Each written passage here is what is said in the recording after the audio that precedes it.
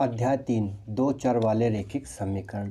अध्याय 3 का उदाहरण 7 में आपको इस वीडियो में समझाने वाला हूँ। अध्याय 3 का उदाहरण 7 है, प्रतिस्थापन विधि द्वारा निम्न रैखिक समीकरण को हल कीजिए।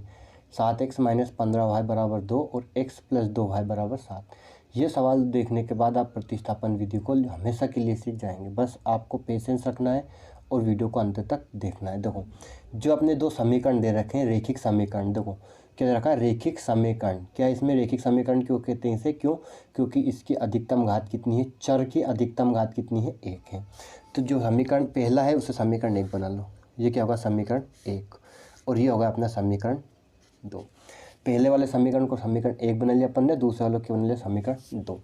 अब इसकी स्टार्टिंग क्या होती है, ध्यान समझना। दो स्टार्टिंग होती है समीकरण 1 से। क्या लिखेंगे? समीकरण 1 से।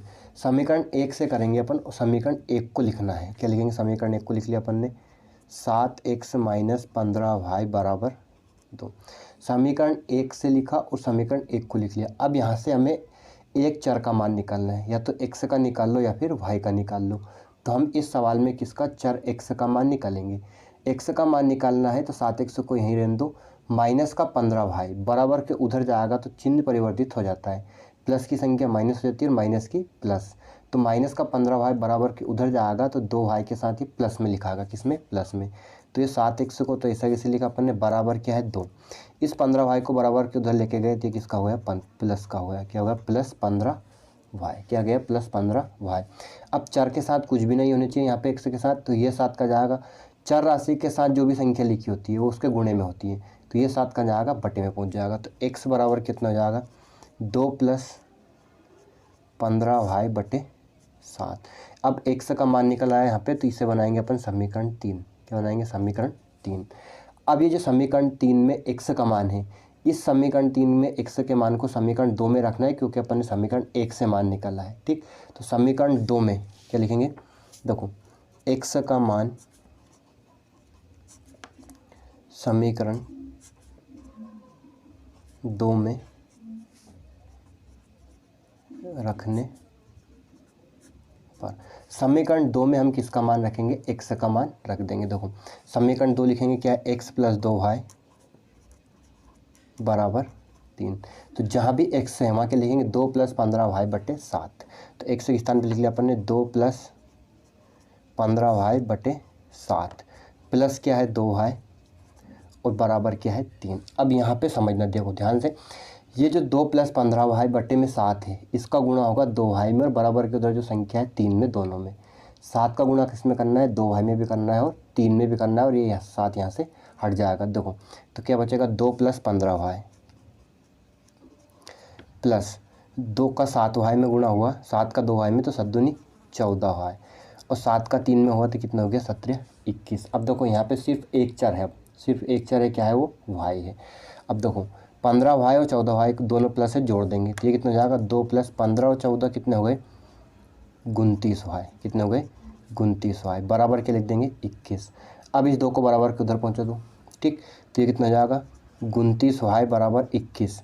2 प्लस में है तो बराबर के उधर जाएगा, किस में जाएगा? माइनस में। ठीक, तो 21 में से 2 गए, कितने बचे? 29y = 19 बचे। कितना बचा? 19। अब ये 29 कहाँ पहुँच जाएगा? बटे में। चर राशि के साथ जो भी संख्या होती है वो गुणे में होती है, तो उसे बराबर के उधर पहुँचाते हैं तो किस में जाती है? बटे में। तो यहाँ y का मान कितना आया? 19/29। कितना आया? 19/29। अब अपने को क्या निकालना है? x का मान निकालना है, x और y का मान निकालना है। तो ये जो x का y का मान आया समीकरण 3 में रखना है। कौन से में? 1 में भी रख सकते हैं, 2 में भी रख सकते हो, 3 में भी रख सकते हैं। तो 3 में रखना उचित रहता है, तो हम किस में रखेंगे? इसे 3 में रखेंगे। तो क्या लिखेंगे? समीकरण 3 में y = 19/29 रखने पर। क्या रखेंगे? 19/29 रखेंगे। तो अपना समीकरण 3 क्या है? x = 2 + 15। ठीक, y के स्थान पे क्या लिख लिया अपन ने? 19/29 लिख लिया, और बटे में क्या लिखेंगे? 7 लिखेंगे। अब वापस समझने से ध्यान से देखो क्या करना है। x बराबर, ये जो 29 है ये बटे में रहेगा। ठीक, इस 29 का 2 में गुणा होगा और 15 का 19 में गुणा होगा, 29 का किस में गुणा होगा 2 में, और 15 का किस में होगा 19 में। ठीक है, क्यों, देखो यहाँ गुणा कैसे करते हैं, अंश का अंश में और हर में, इसके बटे में कुछ नहीं तो क्या है 1 है। ठीक, तो 29 का अपन 1 में करेंगे 29, फिर इस 29 का 2 में होगा, तो 29 का 2 में होगा तो कितना जाएगा 58, और 15 का 19 में करेंगे तो 15 नंबर 135 हासिल 13, 15 और 13 कितना होगा 28, 285। अब इन दोनों को जोड़ देंगे तो x बराबर कितना जाएगा 8 5 13, 8 5 13 और 1 14, 2 और 1 343/29, तो x का मान कितना आ गया 343/29। ठीक है, उम्मीद है आपको उदाहरण साथ अच्छे से समझ में आ गया होगा। वीडियो अच्छा लगा हो तो चैनल को सब्सक्राइब जरूर करना। धन्यवाद।